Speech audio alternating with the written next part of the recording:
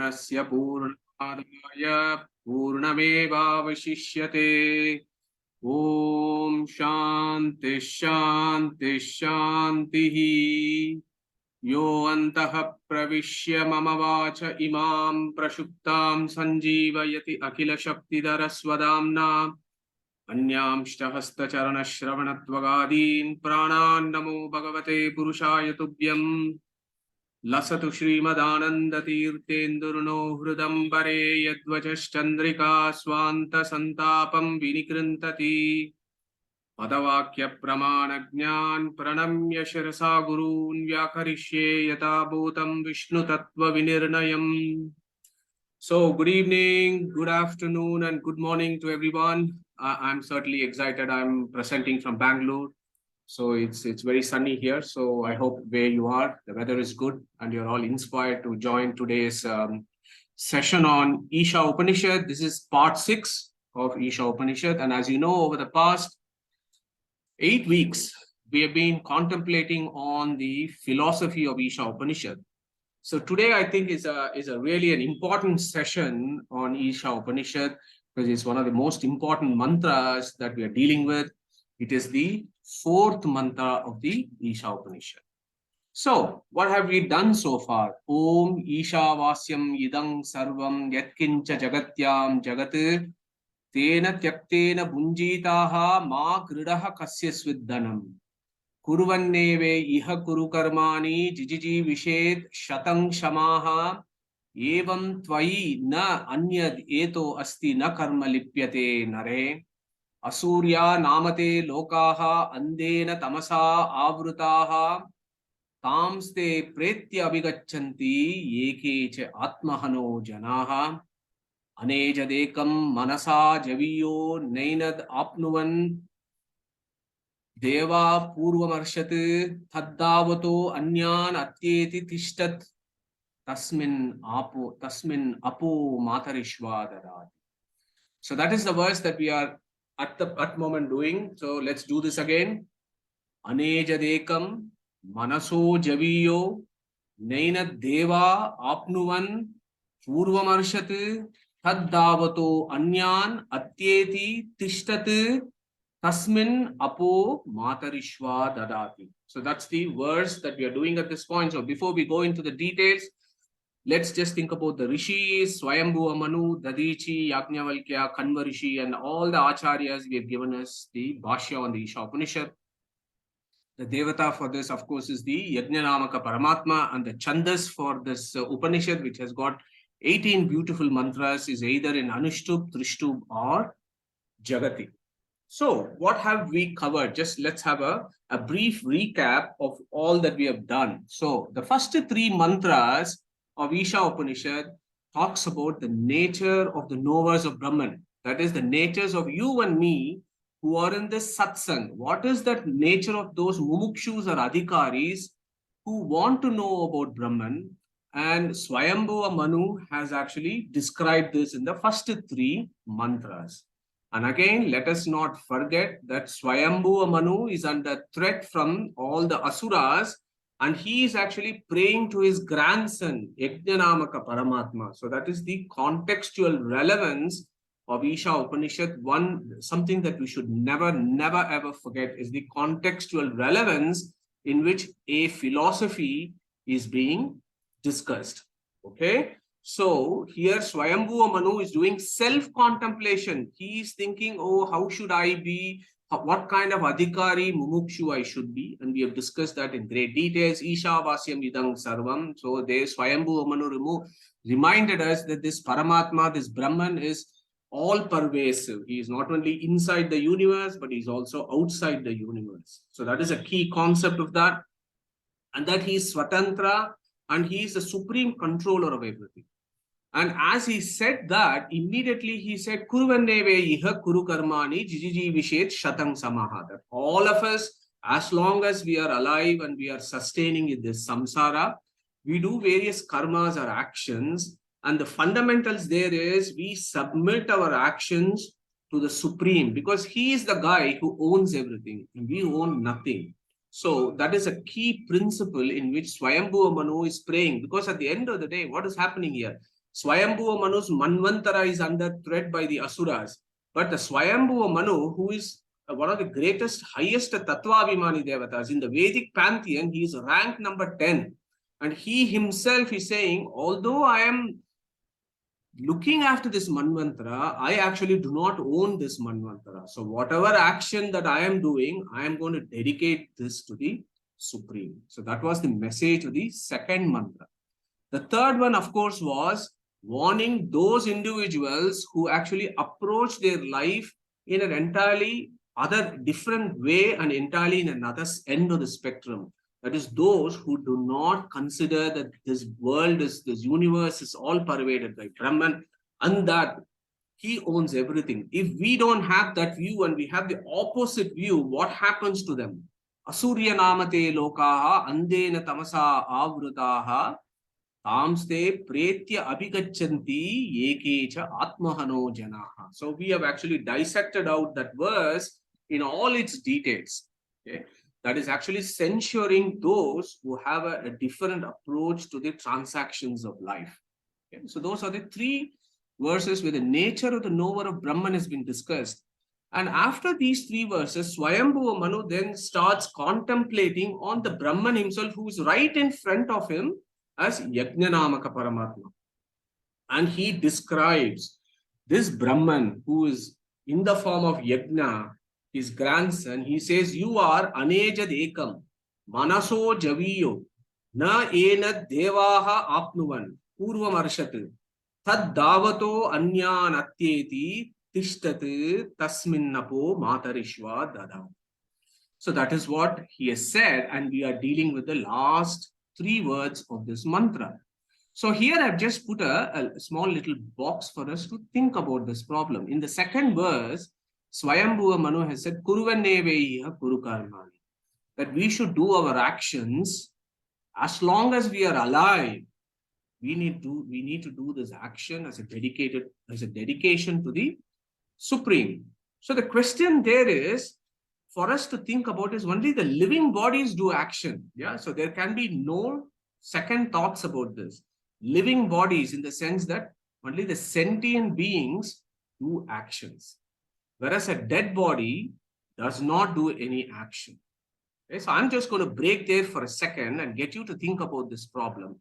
Why only the living bodies do actions, whereas the dead bodies don't? Because they still have all the anatomical and physiological components, like your hands and legs are still there, but they are not able to do any actions. It's only the living bodies that do actions. So I put a question mark for us to think about it. And who wants to come here and say, why is that the case?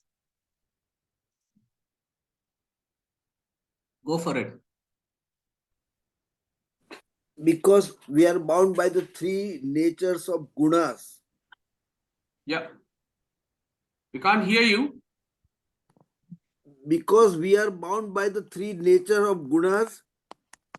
Okay, that's fine, Pragnesh ji. Thank you for that. Anybody else has a different view on this? Madhuji, Suresh, I could try. Yeah. It's the absence of the efficient cause there. Excellent. Okay, thank you. So both of you got the aspects of it right. Suresh is also right in the sense that there isn't that sentient, and there isn't that sentient force that is there in that dead body that is actually making all these physiological actions possible. So I think that is a key idea. Hold on to that as we go around this, because what has he said in this verse? That this Brahman is Anejat and he is Ekam. And we have dissected that. Anejat means he is fearless. When we know this Brahman is fearless, then we also become fearless. That is one idea there. Ekam, we understood Ekam as Swatantra. Yeah. Swatantram paratantram cha dvividam tattvam ishyate swatantro Bhagavan Vishnuhu. So there Yajnanamaka Paramatma is being celebrated as Ekam. He is one, he is unique. There is nobody like him, there is nobody similar to him, nobody who is superior to him. So he is just a unique entity who is independent. That is why he is called Ekam. And then he said, but he is Ekam, but none of the other chappies are able to know him fully. So he said, Manaso Javiyaha. That means Manasaha, we understood there from the philosophy of Veda Vyasa, that from Manas we understood that we have to think about all the Abhimani Devatas there to understand what that Manas actually means. Javiyaha means that which is running fast. So the mind is going towards him, but the Supreme Being is even faster than the mind. I.e., it's a very metaphorical statement to say that no matter how much we intellectualize, we just can't reach him. And who can't reach him? All the manas. Manas means all the Tattvabhimani devatas of manas. And we've had quite a few lists of the Tattvabhimani devatas of manas. And who wants to take that? Who wants to explain to us, or what are all the devatas of the mind that is described in the Upanishads?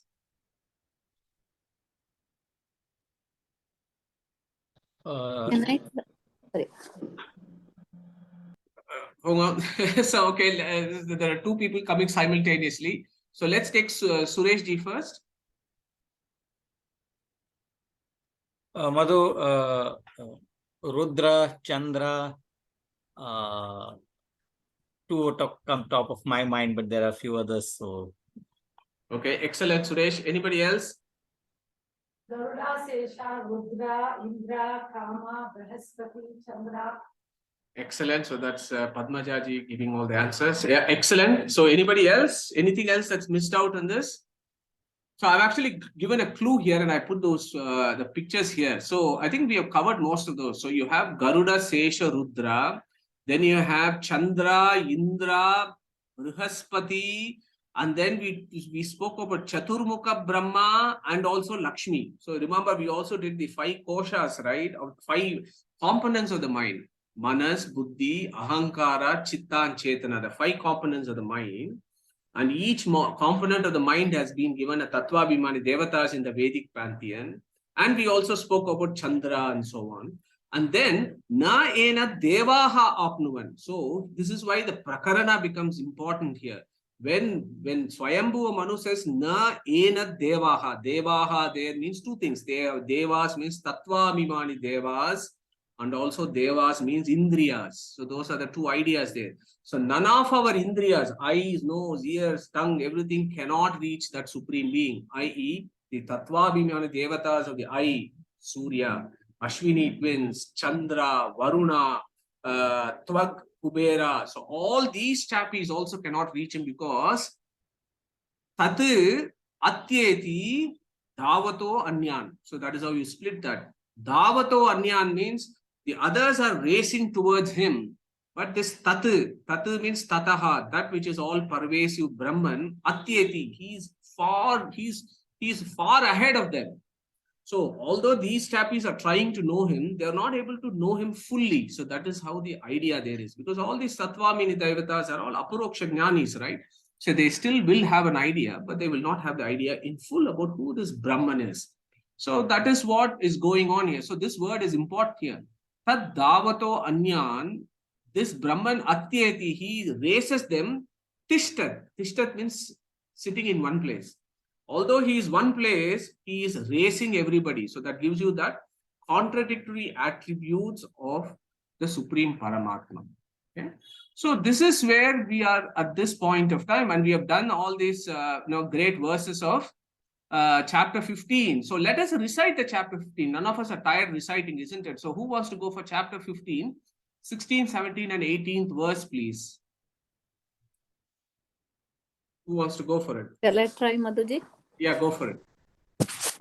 Dvavimau purushau loke ksharaschaksara eva cha ksharah sarvani bhutani kutastokshara uchyate uttamah purushastvanyah paramatmaityudahritah yo lokatrayamavishya bhibartyavyaya ishvarah यस्माक्षरम् अतीतोऽहम् अक्षरादपि चोत्तमः अतोऽस्मि लोके वेदे च प्रथितः पुरुषोत्तमः.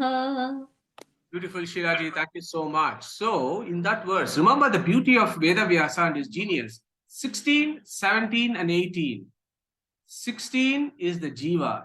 17 is what? Lakshmi. And the 18th is Vishnu himself. And who is going to tell me here who is the Tattva Abhimani of the 16th entity or the Jiva? That is a quiz before we go to Matarishwa. Anybody wants to take that one? The Tattva Abhimani of number 16, which is Jiva, which is described in the Upanishad. So far we have discussed about the Tattva Abhimanis of various sense organs and so on. So, Yeah.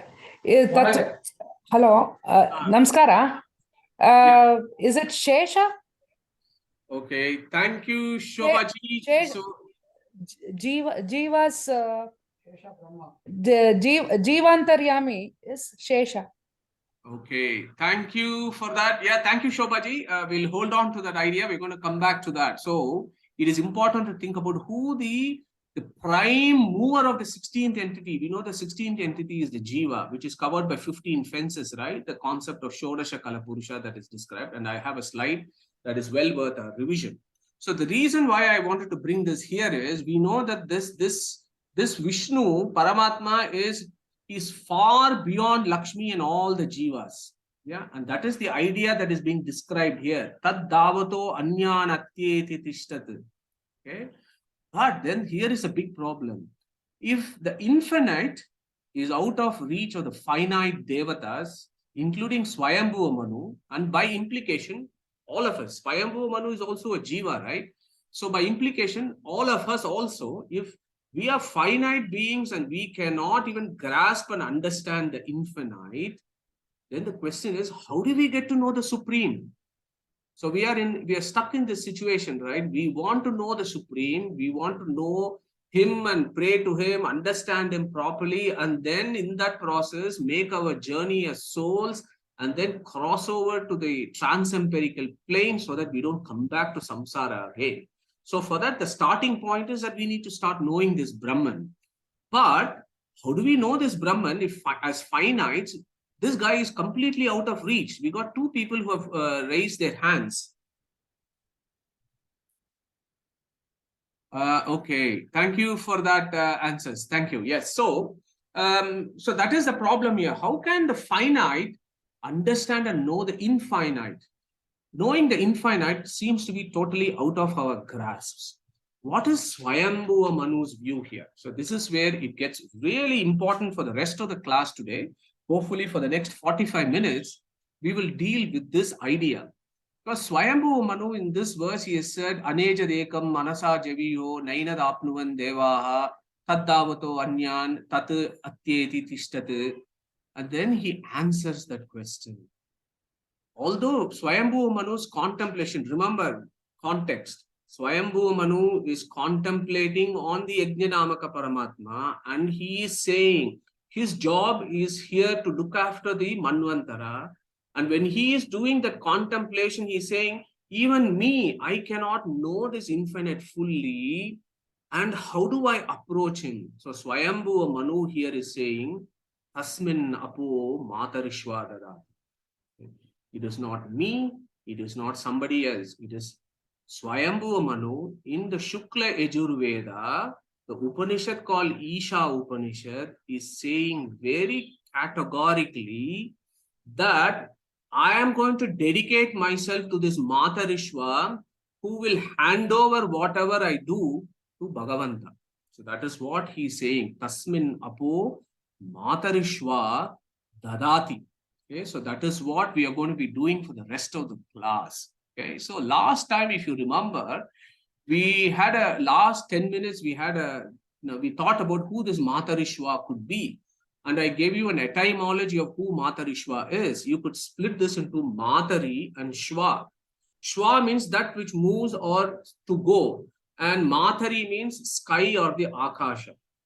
So when you combine this idea, you get the view that thing that moves in the sky. What moves in the sky? Wind moves in the sky. What is the other name of wind? Vayu. Okay. Vayu is also called Matarishwa. This is a very superficial sense of this particular verse. Okay. Because this cannot be the material wind. Because in this context, we have been talking about Abhimani Vyapadeshastu Visesha Anugatibhyam, that there are all these Tattva Abhimani Devatas for all the entities that is being described here. So if we take the material wind, it cannot be the material wind. because we are talking about the various devatas here. So the first idea there is this Matarishva is not the material wind.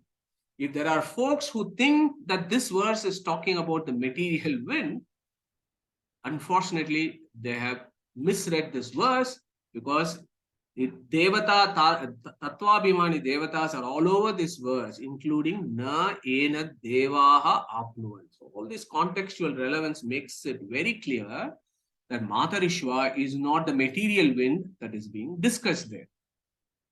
Okay, so then we understood that this Matarishva is actually celebrated in the first mandala of Rig Veda called Shatarshi Mandala, and in that the 141st Sukta, which is called Prana Agni Sukta. So we also briefly touched upon it, saying that to understand who this Matarishva is that Svayambu Manu is talking about, it's not you or me, it is Svayambu Manu who is praying to Yagna Paramatma, and he is saying, Tasminnapo Matarishva Dadati. Okay.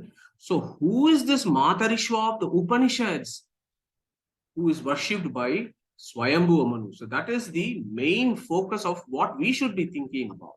Okay. So to wrap up this slide, as I said, 18th entity is the Paramatma or Vishnu, and we are the 16th entity. We need an interface for the finite jivas to know the infinite Brahman. Okay. So that is the idea there. So here, so let's go back to it. So we said this cannot be the material sky, and I told you about the Pranagni Sukta, and last week we even looked at what is the etymology of words like Vayu. So Vayu means Va plus Aya plus U. Va means strength, Aya means knowledge, U means Utkrishta.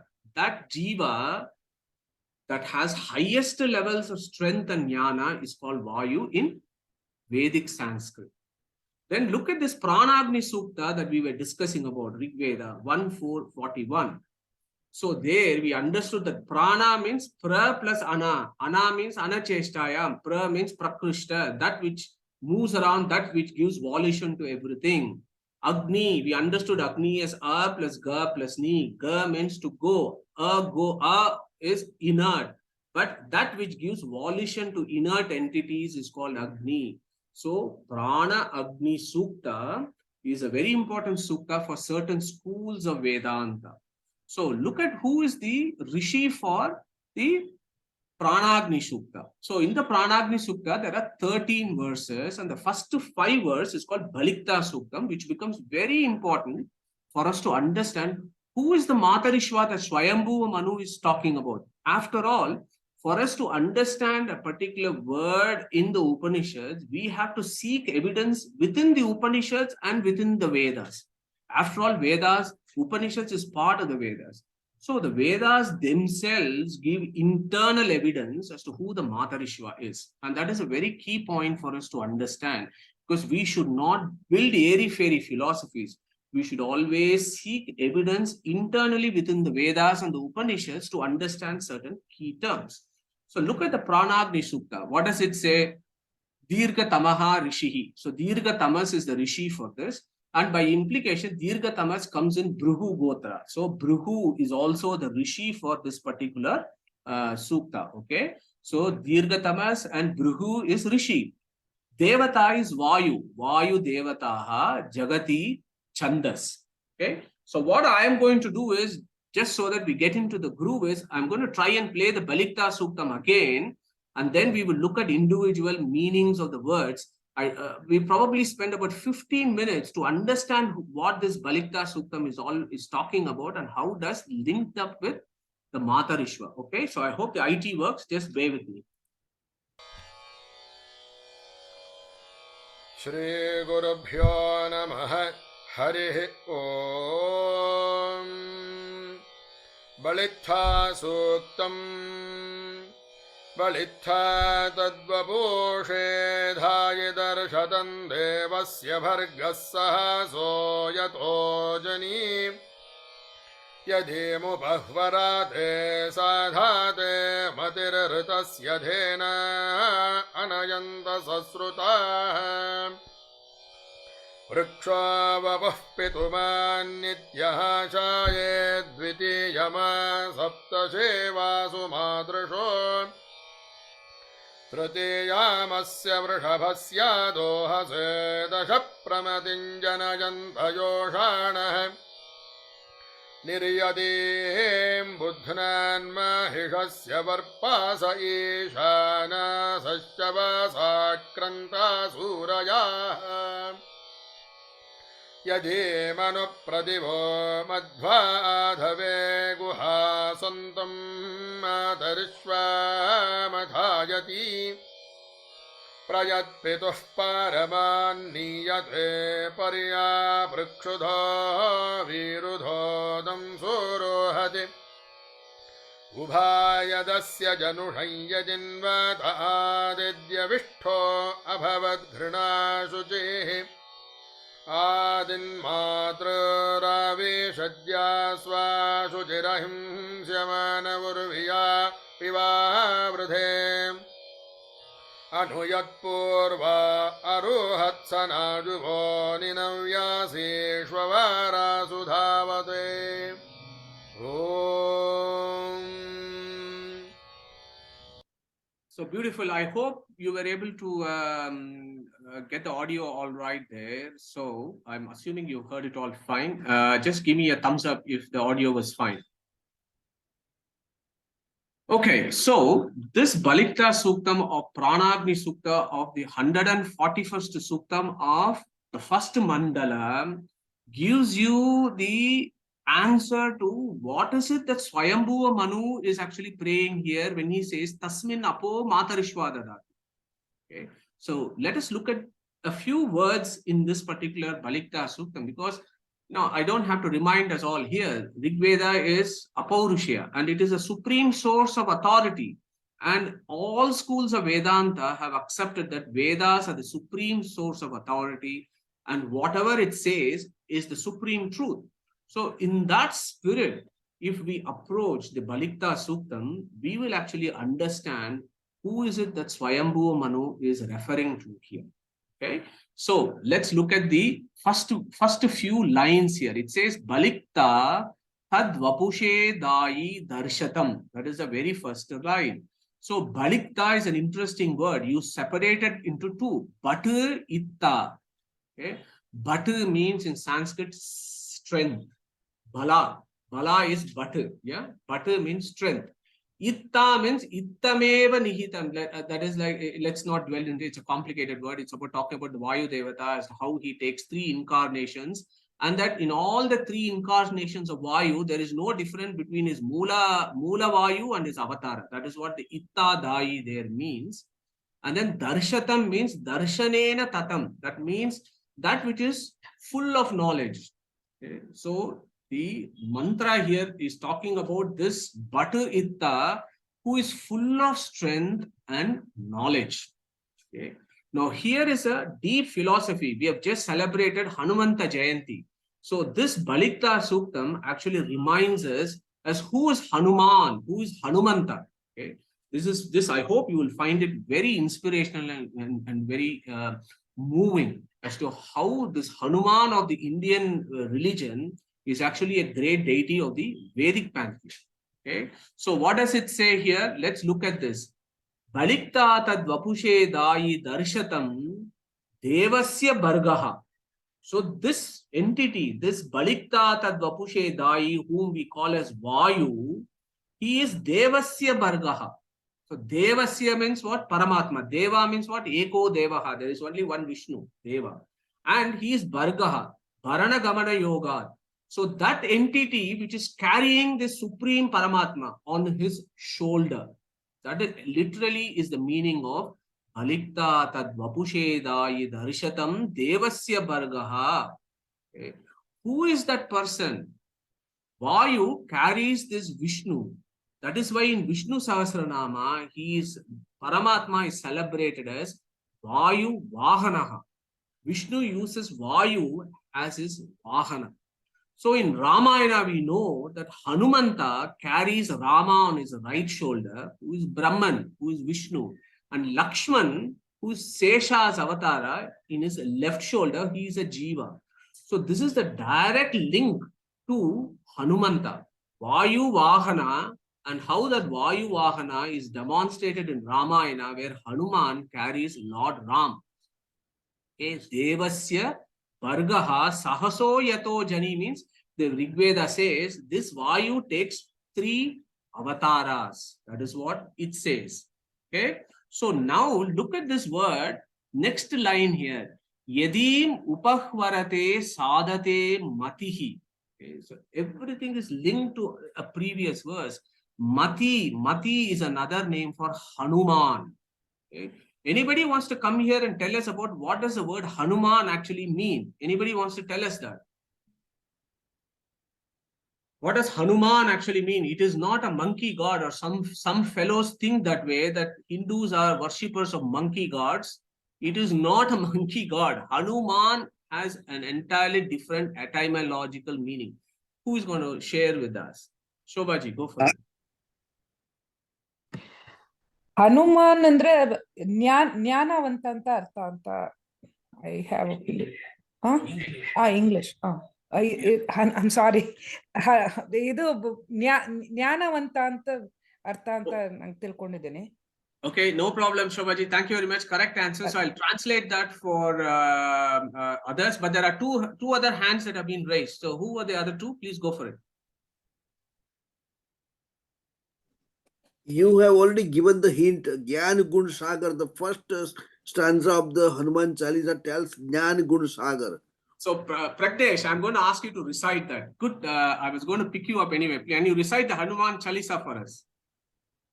Jai Hanuman Gyan Gun Sagar, Jai Kapis Tu Loko Jagar, Jabatu Tatu Badrama, Anjali Putra Pavarasutrama.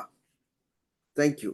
Thank you. Wonderful. So Pragnesh ji got it beautifully there. So Hanu means in Sanskrit knowledge. Okay. Hanuman means that entity which is supremely knowledgeable. That is Hanuman.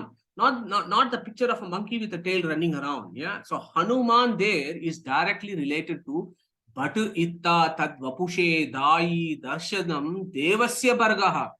Okay.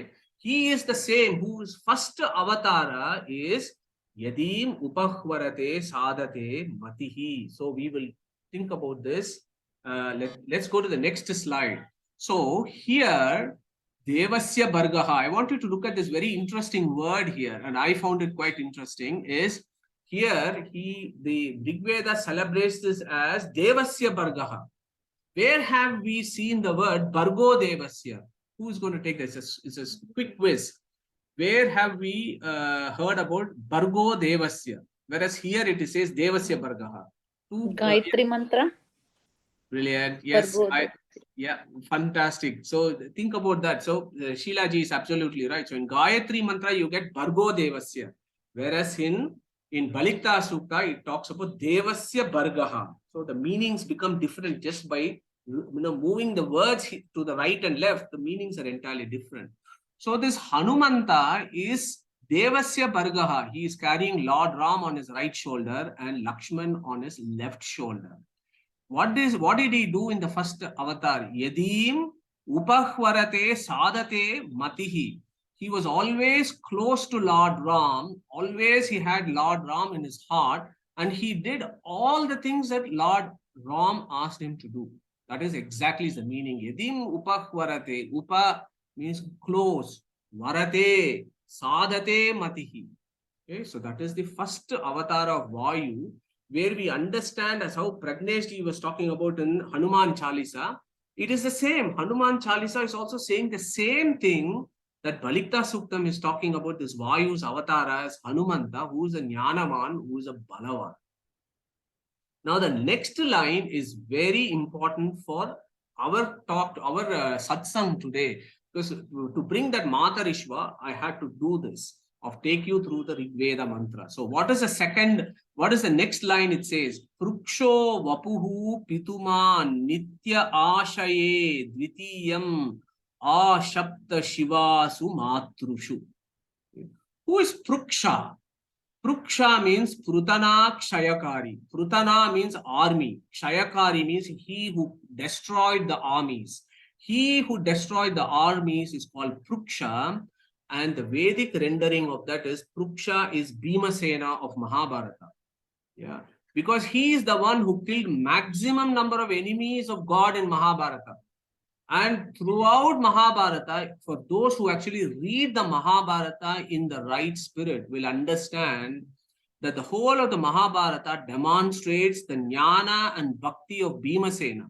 We all know he is Pituman. Pituman means Vrikodara. Pituman means the one that eats a lot and also has a waist like a wolf, Vruka Udara. But for those who study the Mahabharata carefully, Bhimasena will demonstrate in various critical points that he is the embodiment of jnana and bhakti in Mahabharata. Okay, so here is a quick quiz here. If Bhimasena killed the maximum number of folks in the Kaurava side, that is 11 Akshohinis, who is the second and the third with regards to the maximum number of people that they killed in the Mahabharata? Who is the second? Who wants to take that one? Quick quiz. It's Arjuna. Arjuna is third. Sureshji? Pandavas, Bhishma. Bhishma is, of course, in the Kaurava side, but he killed, but not as much, because as you know, he was destroyed on day 10. Ashwattama, Padmaja says. Anybody else? Okay, so the right answer there is Ashwattama. So if you look at the Taratamya there is very interesting. Bhimasena killed the maximum number of enemies. The Kauravas had 11 Akshohinis. He killed the maximum number is Bhimasena, not Arjuna. Arjuna did not kill as many. Bhimasena killed maximum number of the Kauravas. After him is Ashwattama on the Kaurava side, and he killed the maximum number of the 7 Akshohinis on the Pandava side. The third is Arjuna. Why? Look at the Taratamya there. Bhimasena, Vayu, third in the Vedic pantheon. Ashwattama is Rudra. He is fifth in the Vedic pantheon. Indra is eighth in the Vedic pantheon. So when you look at all these deeper studies, it becomes very interesting. But anyway, that was a side argument. Arjuna was not the maximum. He did not kill the maximum number. Bhimasena did. Okay, so that is why Bhimasena is worshipped, is celebrated as Pruksha in Rig Veda. Again, here is an important point here. Rig Veda was seen before Ramayana happened or Mahabharata happened. But even in the Rig Veda, it talks about Ramayana and Mahabharata characters. Okay, that is the importance that you need to understand here as to why the Vedas are important, because it documents history long before it actually happened. Okay, so Bhima is celebrated as Prukshu. And who is he? This is what is important. What does Bhima do in Mahabharata? Nitya, Ashaye, Dvitiyam. Dvitiyam means second avatara of Vayu. Nitya Ashaye Asapta Shivasu Matrushu. So this is supremely important. Nitya Ashaye Dvitiyam Ashapta Shivasu Matrushu equals Matarishva. The etymology of Matarishva comes from this particular verse in Rig Veda. It talks about this Bhimasena, who was always, Nitya means always. Ashaye means he is always indwelling. Where? Ashapta. Sapta means 7. Shiva there means sacred or Mangala. Shivasu, Matrushu. Matru. Remember Matru. Matarishva, Matru. There is one component, Matru. Matru means Vang, Vak, Vangmaya, or speech, or scriptures, or text. So this verse says this second avatar of Vayu was always contemplating on the 7 scriptures. That is why he is called Matarishva. Okay. So here is a quick question. What are the 7 scriptures? The clue is there in the slide, but who wants to talk about what are the 7 primary scriptures of the Hindu faith? Who wants to take that up? 7 primary scriptures. Ashapta Shivasu Matrushu. Shall I try, Mataji? Go for it, Shilaji, and then Pragnesh. 4 Vedas, Mula Ramayana, and Mahabharata. But I think I missed one. Pancharatra. Pancharatra. Okay, Pancharatra. Pancharatras are not there no anymore now. That's what they say, isn't it? So Pancharatras, yeah, okay. So there are various views on that Shilaji, but for certain schools, including Dvaita and Visishta Dvaita, Pancharatra Agamas are their voluminous texts, but they become important source of information to know about the Paramatma. They form the part of the Agama. So some portions are still there. So yes, you guys got it absolutely right. The 7 primary scriptures is Rig, Yajur, Sama, Atharva, Bharata, Pancharatra Agama, Mula. Mula Ramayana. All others that concur with these 7s are also called Agamas, right? So these 7s are very important. The evidence for this comes from Skanda Purana also. So what does this verse tell us actually is, this Bhimasena was always loitering around these 7 scriptures, which essentially means that he was a Jnanavanta. So again, Batu Itta, again, Vayu, they all say the same thing, saying that this great Jiva always was immersed in the study of the scriptures, and he was always loitering around this, always contemplating the Paramatma in these 7 scriptures. So that is where Matarishva comes in. So Matarishva means that Jiva that is constantly moving around these 7 scriptures to know the Paramatma. Okay. So we have done Pruksho, Vapuhu, Pituma, Nityashaye, Dvitiyam, Ashapta Shiva Sumatrusu, Dvitiyam. So the second form of the Vayu is Bhima. Pruksha says the Rig Veda, not some Itihasa or Purana. It is the original Rig Veda, Pranagni Sukta, that talks about this. Then the third becomes interesting. Then it says Tritiyam, that is the third avatara. Tritiyam asya vrishabasya dohase dashapramatim janayanta yoshana. And he says the third avatara is this being who appeared in the Kali Yuga, and his name is called Dashapramatim. Okay. Look at what does Dashapramatim means. Dasha, Shata, and Sahatsra in Vedic parlance, they all mean Purna. Okay. Purna means full. Mati means Jnana or Prajna. So that which has Purna Prajna or full knowledge. So some schools of Vedanta celebrates this entity as Purna Prajna, who takes avatara in Udupi in the 12th century as Purna Prajna or Ananda Tirtha, who is celebrated as Encyclopedia of Vedic Knowledge over 37 works. Now, what does this entity do? Nitya Ashaye Shapta Shivasu Matrusu, constantly contemplating on the Paramatma using these 7 primary scriptures. And the Rig Veda then goes on to say, Yadim Anupravido Matva Adaye Guha Santam Matarishva Matayati. The words are all extremely clear, documented in the Pranagni Sukta of Rig Veda, that talks about the 3 forms of Vayu that Svayambu Manu is celebrating as Tasmin Apo Matarishva Dadati. So at this point, what I also want to give you is the third meaning of Matarishva. Matari means Mata. Mata means Nirmata. Nirmata is our Paramatma. Nirmata, the one that sustains us, that one that protects us, in whom we are all resting. That are all the ideas of Nirmata. And Matarishva is that entity that is constantly thinking about this Nirmata all the time. So who are these? Baditta, Batu Itta, Tadvapushe, Dai, Darshatam, Devasya Bargaha. So the Rig Veda talks about this Matarishva in various angles. And I hope you find it interesting as to where is it that the Svayambu Manu is talking, what is it that Matarishva that we need to understand from the Vedas. We need to seek our evidence from the Vedas and from nowhere else. Okay? At this point, I would like to invite Suresh Kankanwadi for him to recite his favorite mantra. I know it is his favorite mantra from Vayustuti of Trivikrama Panditacharya. Suresh, go for it. मातर्मे मातरिष्वन् पितलतुलगुरो भ्रातृरिष्टाप्तबन्धो स्वामिन् सर्वान्तरात्मन्नजरजरैतज्जन्म मृत्यामयानाम् गोविन्दे देहि भक्तिं भवति च भगवन् ऊर्जितां निर्निमित्तां निर्व्याज्यां निश्चलां सद्गुणगणबृहतीं शाश्वतीं आशुदेव. Beautiful, Suresh. Do you want to give us a brief understanding of this mantra, please?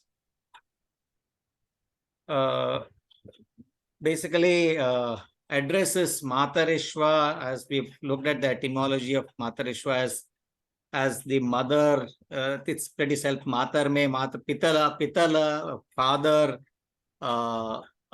guru, brother. So in all relationships, so you see Matarishva all around, and then praise to the Matarishva to give bhakti in Govinda, and describes the quality of that bhakti which needs to be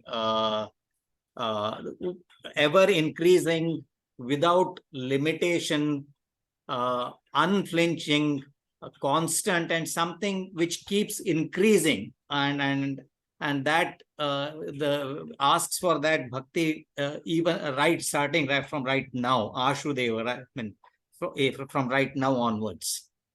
Beautiful, Suresh ji. Yeah, a very succinct summary of this verse. But again, you see, Thiruvikrama Panditacharya did this famous work of Vayustuti. You can also go to Vayu Purana and so on. You can seek all your evidence who the Matarishva actually is.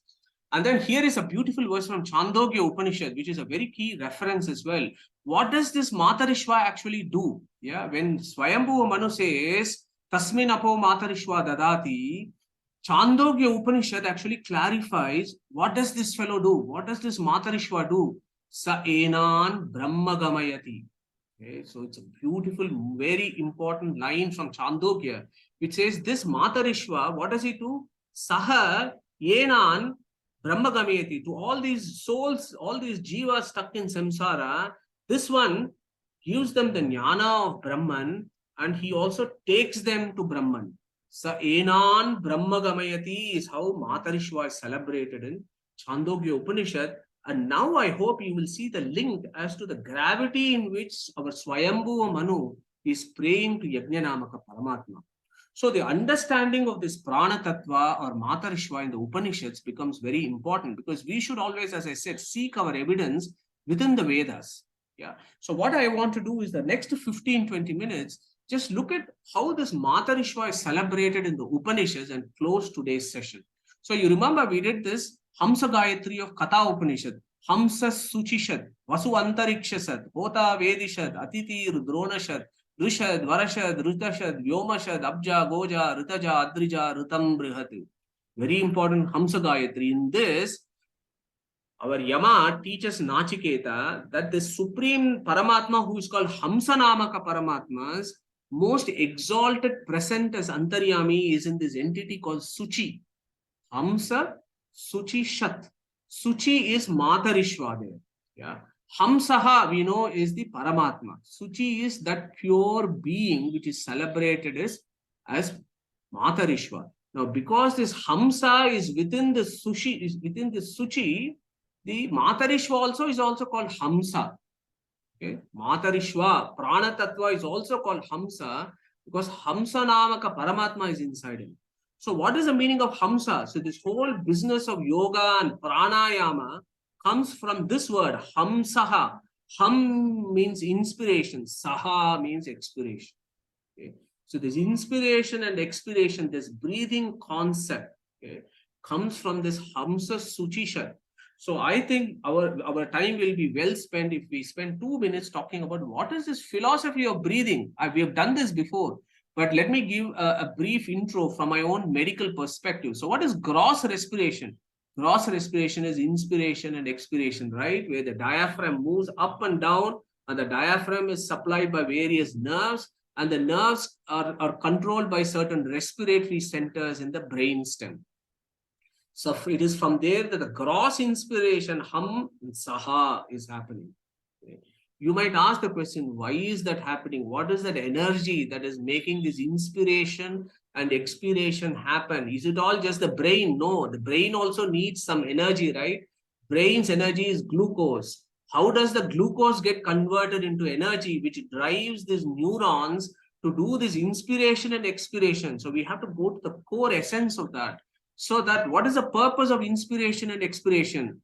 To send oxygen to the body. Yes. What does oxygen do? Oxygen molecules are used to produce energy. Yeah. For those of you who are medically bound in this audience, you will be familiar with oxidative phosphorylation, which is the metabolic respiration that happens in the mitochondria of each of our cells. And the mitochondria makes what is called ATP. And the ATP is the currency of the body. Without ATP production, the body is dead. If the ATP is made, there is energy and the body is able to function. Okay? That is why this respiration becomes supremely important. If the respiration stops, all other systems of the body stops. Yeah, that we don't have any doubts on that, right? If we stop breathing, there is no oxygen, there is no energy. So your eyes will not work. Your ears are not going to work. Your tongue is not going to work. None of your indriyas, none of your systems in your body is going to work, and they are all dead. Okay? This is the deep idea of our rishis, of the Vedas, that talk about this prana tattva. Okay? So let me explain this to you in another way. So for example, in Prashna Upanishad, we haven't done this yet, but we bring Prashna Upanishad on so many occasions. So in Prashna Upanishad, this is what the second question is. Atahi enam bhargavo vaidarbhihi papracha. So he asks this. Bhagavan katyeva devaha prachan vidarayante katarayetat prakashayante kaha punaresham arishtaha iti. Who is the highest among the devatas? Where do all the devatas come from is the discussion. There is discussion, and our Pippala, the Rishi, gives an example. It gives a beautiful example to illustrate this point. And he says, once in the body, in this Banam means this body, in this body, there were all these Tattvabhimana devatas, Rudra, Surya, Agni, and Chandra. They were all having this conversation among themselves to say, who is the most important? They were having this conversation, and at that point, Prana Tattva said, Tan Varishtaha Prana Uvacha. So the others did not believe that. And he said, Ma Moham Apadyata Ahamave Etat Panchada Atmanam. And it goes on. So Prana Tattva says, guys, I am the most important in this body. If I am not there in this body, none of you guys will have any role to play. Okay? And then the others did not believe that. Ashraddha Danaha Babuvu. And then what happened was, Prana at that point says, okay, I will leave this body. Let me see if you guys can continue to work or not. So, Saha Abhimanat Urdvam Utkramata. So we don't have time to go through this beautiful verses. So essentially what that verse tells us is, Prana Tattva then leaves the body. So when the Prana Tattva leaves the body, all other folks also have to leave. They just leave. They can't do their function. When the Prana Tattva comes into the body, then all others start functioning. So when you look at this in that sense, it says like it feels like a story. But actually, when you go to the physiology of this, when you go into the metabolism of this, then you understand that if the respiration is not there, if the oxygen is not there, if the ATP molecules are not being made, your body functions, your body physiology stops. And if your body physiology stops, your eyes are not going to function, your mind is not going to function, your tongue is not going to function, your hearing is not going to function. That is the idea. So here what happens in this particular Prashna Upanishad is, these tattvas, Rudra, Surya, Agni, and Chandra, in this experiment, they understand that there is this superior tattva on which all others are dependent on. And then the Upanishad says, Tadyata, Mashika, Madhukara Raja, Utkramantam, Sarvayeva Utkramante. And that is very similar to this queen bee. And we have done this before. It's like a beehive. And if the queen bee is there, all the worker bees are there. If the queen bee leaves, all others leave. If the queen bee comes back, all others come back to this hive. And this Upanishad gives, this prana is like this queen bee. And then it also gives examples of Araiva Ratanabo, Prana, Sarvam Pratishthitam, in a chariot. And we have done it in Katha Upanishad, right? That this body is a chariot. And in that wheel is very important. The wheel has got spokes. And the Ara there is, which holds the spokes of the wheel, is what that drives the chariot. If that Ara is gone, the whole chariot falls down. and the Prashna Upanishad talk about this Prana Tattva as that axial of that wheel. Beautiful metaphor. So actually what happens is these Abhimani Devatas, they recite 9 mantras praising the Prana Tattva in Prashna Upanishad. That is the original Vayusthiti for certain schools of Vedanta, where the evidence comes from the Prashna Upanishad. So now we understand all this. We have done this slide, so I'm going to skip this slide. Yeah. So here in the Prashna Upanishad again, how the devotee, the devatas finish off their 9 mantras is Pitatvam Matarishwanaha. Okay, so in Prashna Upanishad, these deities, all the Rudra, Surya, Chandra, Agni, and all they says Naha means for us, you are the father. Pitatvam Matarishwanaha. Tasmin apo matarishwa dadati. They all say the same thing. And then if you go the Prana of Chandogya Upanishad, and I've just told you an idea of Prana Upanishad, even in Chandogya Upanishad, Matarishwa gets celebrated so much. And there it talks about the spokes, and it says, Evam eva ayam asmin sharire prano yuktaha. So this body called the chariot, and this prana is very important, that draws this chariot. Chandogya Upanishad also talks about the prana tattva. So far I've told you about, the Isha Upanishad, the Rig Veda, Balikta Suktam, Chandogya Upanishad, and of course the Prashna Upanishad and Kena Upanishad go to the next level to talk about who is the controller of this prana. And the controller of this prana is Pranasya Pranaha, as Kena Upanishad says, which is the Yajnanamaka Paramatma that Svayambu Manu is talking about. Okay. So I hope you're able to understand who this Matarishwa is. The word Matarishwa is certainly not a sectarian term. Matarishwa is a Vedic term with deep etymological philosophical meaning, talking about this tattva that controls the metabolism of living beings. And in fact, it is inside the jiva and also controls and gives volition to the jivas. And inside the prana tattva is the pranasya pranama, who is our antaryami. So that is the deeper levels of philosophy there, which is exactly what the Shodasha Kala Purusha is all about, where the 16th entity is the jiva, and jiva's tattva abhimani is prana, who is celebrated in Katha Upanishad at Hamsa Suchishat. Lakshmi is celebrated as Vyomashat in Katha Upanishad. And of course, you have the 18th entity, which is the Vishnu Tattva. Okay, so here is where the linking happens now. So when our Svayambu Manu said, Kurvanneve iha kuru karmani, the idea there is, how can I do my actions? I have to do actions with my body, and my body needs metabolism. It needs energy to do this. So without this prana or matarishva, there is actually no spiritual activity for jivas. So that is the key point there. So therefore, I had to bring all these ideas to impress upon you the fact as to when our Guru Svayambhu Manu, who is the 10th rank, prays to Yajnanamaka Paramatma, who is the first rank, he says, Yajnanamaka, I cannot reach you myself directly. I need an interface. And that interface is this Prana Tattva, who is celebrated as Matarishwa. So whatever action I do, I am going to dedicate it to this Matarishwa, and the Matarishwa then will give it to you. Whatever I have done, he will dedicate it to you. So that is literally is the meaning here. Apo there means karma. Up means karma or work. Okay. Apa, up means apa means apaha means water, that which flows. So the whole flow of samsara is because of karma. That is why karma is also called up. Okay. There are other, etymology, apnuvanti, apayanti, and so on. So different types of karmas will give you different fruits. So that is what is called apayanti. Okay. So what kind of up that we need to do? Anottara karma. So Svayambhu Manu here says, my jnanottara karma that I am doing, I am going to offer it to Matarishwa. And the Matarishwa will then give it to you.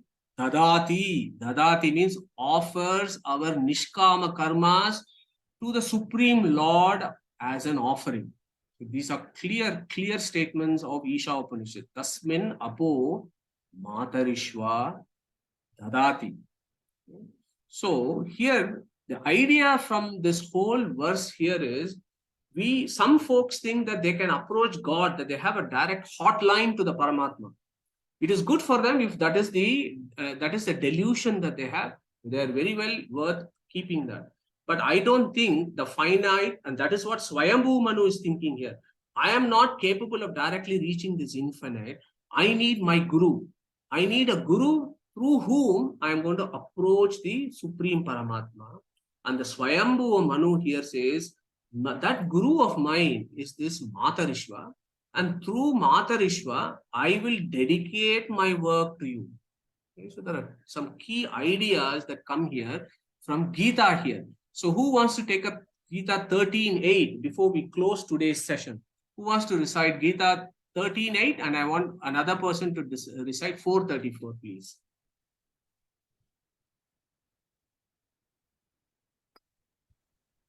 Okay, no worries. I'll do. Okay, Suresh, go for I it. do, Madhuji. Sorry. So Veena ji first and Sheila next. Yeah, Sheila ji next. Amanitva तडम्बित्वा तहिंसा क्षान्तिरार्जवम् आचार्योपासनं शौचं स्थैर्यमात्मविनिग्रहः तद्विद्धि प्रणिपातेन परिप्रश्नेन सेवया उपदेक्ष्यन्ति ते ज्ञानं ज्ञानिनस्तत्त्वदर्शिनः. Thank you so much to both Veena ji and Sheila ji. So look at those 13.8 verse. I think we should bring it here. So these are all the 20-point program. If you remember, we did that here. One of the key importance is Acharya Upasanam. That is what Svayambu Manu is doing. He is doing Upasana of Matarishva. Acharya Upasana. When I think about Acharya, for me, it is Srimad Acharya. When I say Acharya, for me, it is Srimad Acharya. But for others, it could be other Acharyas. But the idea there is Acharya Upasana.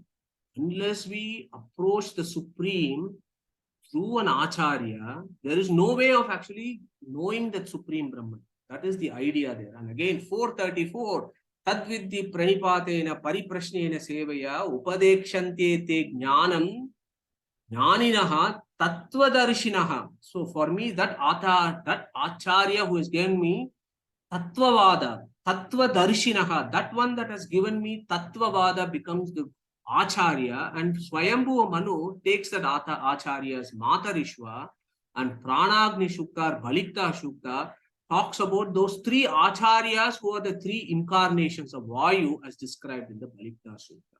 So why do we need these Acharyas then? We need the Acharyas of Gurus so that we can try to know the Supreme. Although he is infinite, we may not be able to know him fully. But as per our capacities, we will be able to grasp him. That is the idea there. How can he be known? He can be known only through the Vedas. Who is going to teach us the Vedas? Who is going to teach us the Brahma Sutras? We will have to go through the Bhashyas of our Acharyas to understand what is it that the Vedas are saying. And what do the Vedas say? That the Supreme Paramatma or Yagnanamaka Paramatma is the abode of infinite auspicious attributes and without any defects. Unless we know him this way, we cannot see him. And unless we get his grace, we can get his grace only when we know him and do bhakti towards him. And when he sheds his grace, what happens? He shows himself to us. That is the Bimba Shaktaskara or Aparoksha Jnana, which is a prerequisite step towards our emancipation or liberation. So each step here is related to a previous one.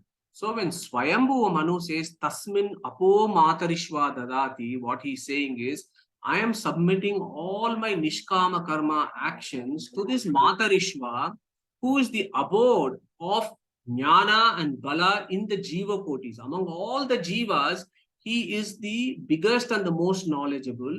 Me as the 10th rank in the Vedic pantheon, although I have been given this huge responsibility of looking after this Manvantara, I cannot approach the Supreme Paramatma directly. I am going to go through my Guru, who is the Matarishva, and dedicate my actions to this Paramatma. So that is the wholesome spirit of the 4th verse of this Isha Upanishad.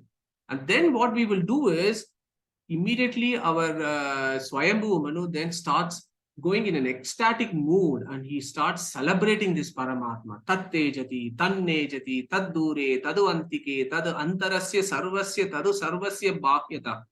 So these are all profound verses of Isha Upanishad that goes to quantum mechanics, quantum physics. So we will do all that. So how our Vedas actually talk about quantum physics. You would be surprised.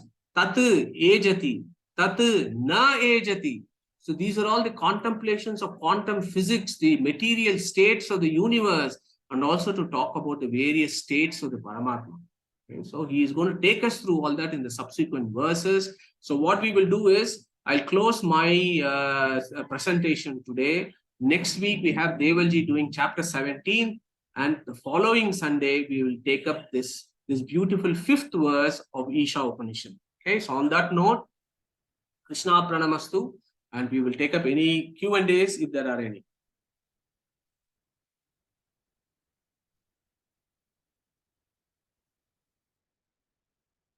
Okay, excellence. Looks like there is no Q&A today. So Suresh, can I ask you to recite Om and then we close today's session? Yep.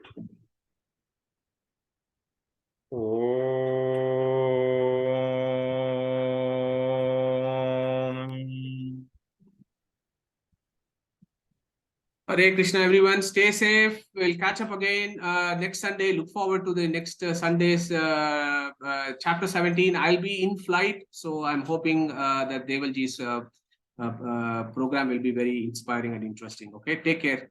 Bye now. Stay safe. Hare Krishna. Thank you. Bye.